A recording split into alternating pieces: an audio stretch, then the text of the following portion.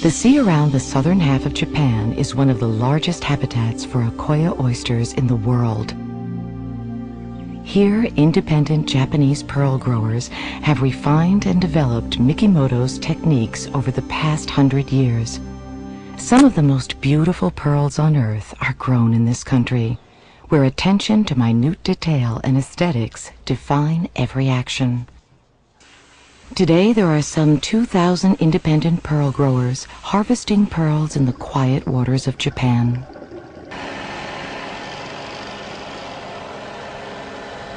Large and small cultivators alike employ the same basic techniques necessary to grow these lustrous gems to perfection.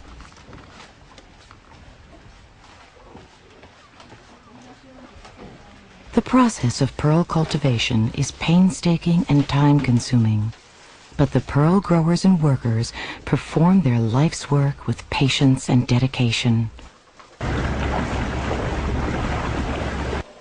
To diminish the risk of overexploitation and species extinction, a sizable amount of Japan's Akoya oysters are laboratory bred in tanks.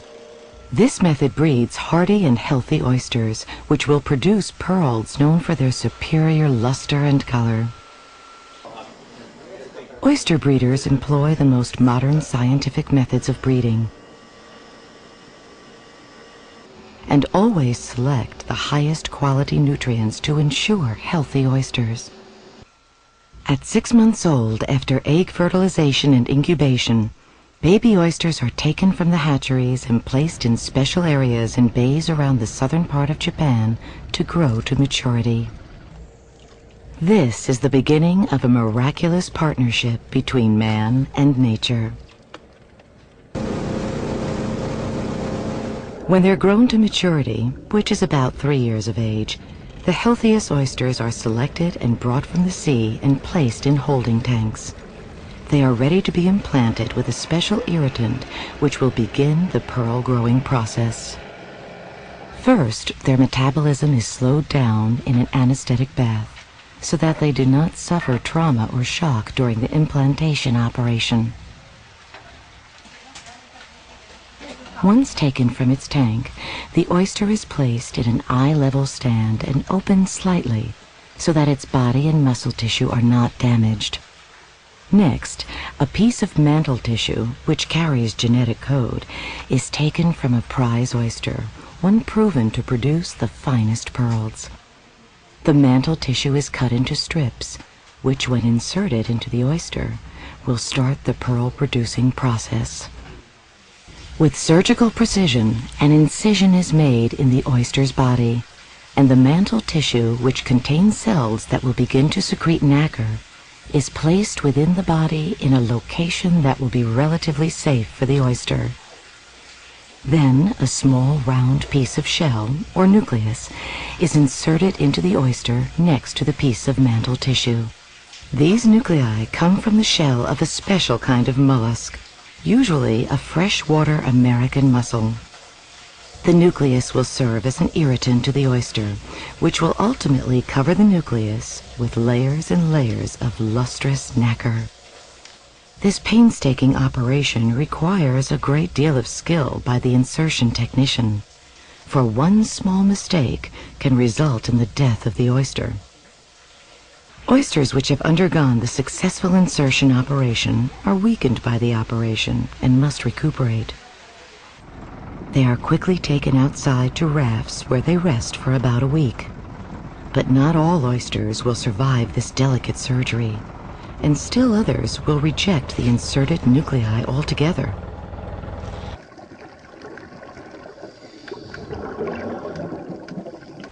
Those that do survive are transferred to the main rafts in the bay.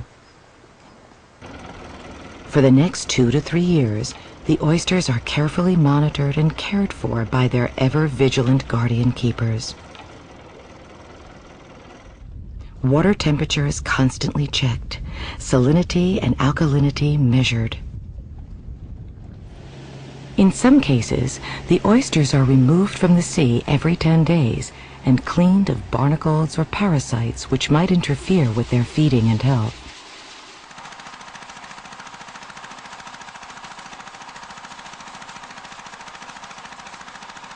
This meticulous care and nurturing of host oysters is necessary to produce the best pearls possible. As the seasons change in Japan from autumn to winter, the waters can become frigid and uninhabitable for the pearl oyster. If the water temperature drops drastically, the oysters must immediately be moved to warmer areas. Throughout the spring, the Akoya oysters wrap layers of pearly nacre around their irritants. Although summer brings milder weather and warmer water, it can also bring the dreaded red tide or typhoons. In a few months, these harsh conditions can destroy a year or more of hard work. So the pearl workers diligently guard their oysters against these potentially disastrous natural occurrences. After years of vigilance and care, pearl farmers retrieve the oysters they have raised. In some cases, their diligence and dedication end in vain. After visiting outlying pearl culturing areas, which are far removed from any of Japan's major cities, pearl processors return home to Kobe to begin the process of making cultured pearls ready for sale on the world market. This process will include pearl sorting by quality, size and shape, drilling, matching, and finally temporary stringing, all done to facilitate wholesale distribution to various domestic and international markets. The worldwide market for cultured pearls can exceed $5 billion in any given year. Because cultured pearls are a product of nature, no two are ever alike. Each pearl has its own unique physical characteristics, its own luster, surface, shape, color, and size. It is the job of the sorter to separate the lots bought at auction into workable parcels. The pearls in each parcel must be separated by brilliance, size, shape, and color in order to use those pearls in various pieces of jewelry. The job of sorting is a difficult task, requiring keen-eyed experts with many years of experience who can sift through literally thousands of pearls each day, quickly and efficiently.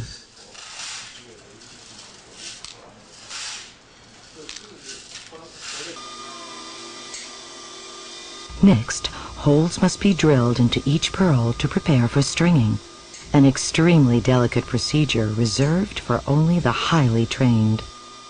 One slip of the hand can ruin a treasure.